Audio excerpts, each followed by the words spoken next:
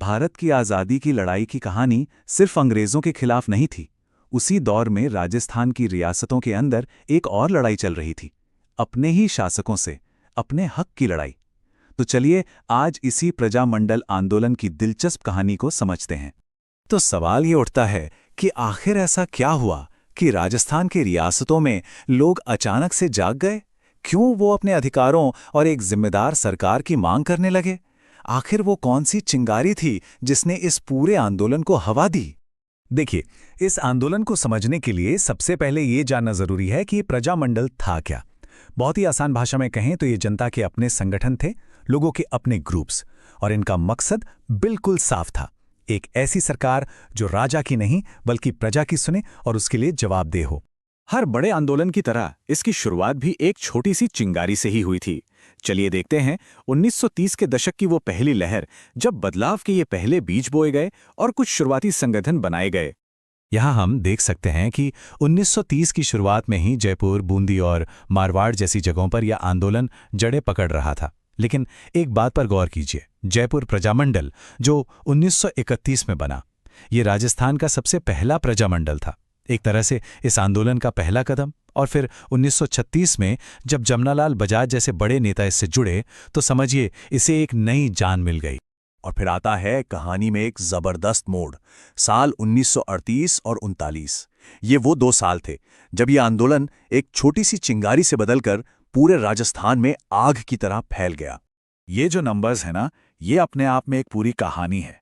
पहले 6-7 सालों में बने कुल 6 प्रजामंडल, लेकिन फिर सिर्फ 2 सालों में 1938 और 39 में 8 नए प्रजामंडल बन गए।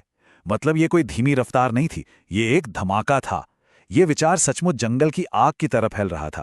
साल 1938 इस आंदोलन का जैसे सेंटर पॉइंट बन गया। एक तरफ मेवाड़ में माणिक्यलाल वर्मा ने गांधी जी का आशीर्वाद लेकर आंदोलन को आगे बढ़ाया, तो दूसरी तरफ शाहपुरा ने वो कर दिखाया जो उस वक्त किसी ने सोचा भी नहीं था। ये राजस्थान की पहली रियासत बनी जिसने जनता के प्रति पूरी तरह से जिम्मेदार सरकार बनाई। ये एक बहुत बहुत बड़ी जीत। अब इस आंदोलन की एक सबसे हैरान करने वाली और दिलचस्प बात पर आते हैं। क्या कोई सोच सकता है कि अपनी ही रियासत में अपने हक के लिए आवाज उठाने के लिए संगठन कहीं और बनाना पड़े? जी हां, कुछ प्रजामंडलों के साथ ठीक यही हुआ। जरा सोचकर देखिए, वो 1936 का दौर है। किसी को बीकानेर के लोगों के लिए एक राजनीतिक संगठन बनाना है, तो वो ये संगठन बनाने कहाँ जाएगा? ये सवाल ही उस वक्त की चुनौतियों को दिखाता है। और जवाब सच में चौंकाने वाला है। बीकानेर में नहीं बल्कि कलकत्ता में।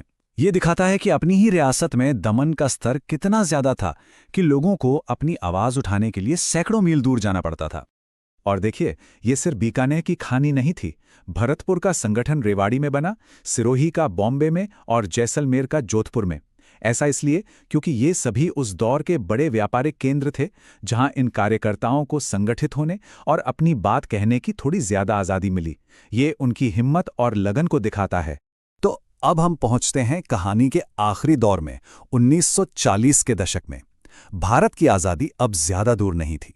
चलिए देखते हैं कि इस आंदोलन ने अपनी मंजिल कैसे हासिल की और कौन से नए चेहरे इस लड़ाई में शामिल हुए। हर इलाके का अपना एक नायक होता है। वागड़ क्षेत्र के लिए वो नायक थे भोगीलाल पंड्या। 1944 में डूंगरपुर प्रजामंडल की स्थापना करने वाले पंड्या जी को उनके अहिंसक संघर्ष और सामाजिक कामों के लिए लोग बहुत सम्मान से वागड़ का गांभी कहते थे।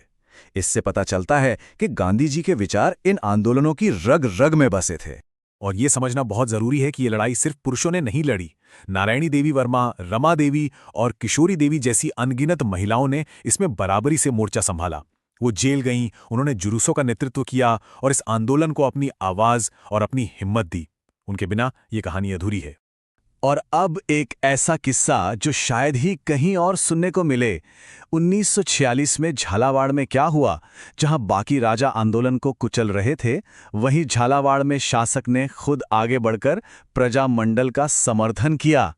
ये शासक और जनता के बीच सहयोग का एक बेहद दुर्लभ और कमाल का उदाहरण था। तो चलिए इस पूरी कहानी से वो कौन सी मुख्य बातें हैं जिन्हें हमेशा याद रखना चाहिए, एक बार फटाफट से सबसे जरूरी तथ्यों पर नजर डालते हैं। अगर कुछ और याद न रहे तो ये 2 नाम जरूर याद रखने चाहिए।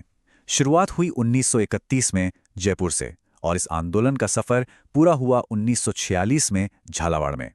ये 2 पड़ाव इस पूरे 15 साल के संघर्ष की कहानी कहते हैं। कुछ और मजेदार बातें भी हैं, जैसे मारवाड़ में अन्याय के खिलाफ कृष्णा दिवस मनाया गया। जैसलमेर में सागरमल गोपा ने गुंडाराज नाम की एक बहुत ही साहसी किताब लिखी। और हाँ, शाहपुरा का वो ऐतिहासिक कदम तो हमें याद ही है, जिसने सबसे पहले एक जिम्मेदार सरकार बनाई। ये छोटी छोटी घटनाएं ही इस बड़े आंदोलन की आत्मा थी। और आखिर में बस एक सवाल, जरा सोचिए, अगर लोकतंत्र के लिए ये जमीनी लड़ाई लड़ी न गई होती, ये संघर्ष न हुआ होता, तो आज के राजस्थान की तस्वीर क्या होती? प्रजामंडल आंदोलन सिर्फ इतिहास का एक चैप्टर नहीं है, बल्कि ये आधुनिक राजस्थान की नींव का सबसे मजबूत पत्थर है।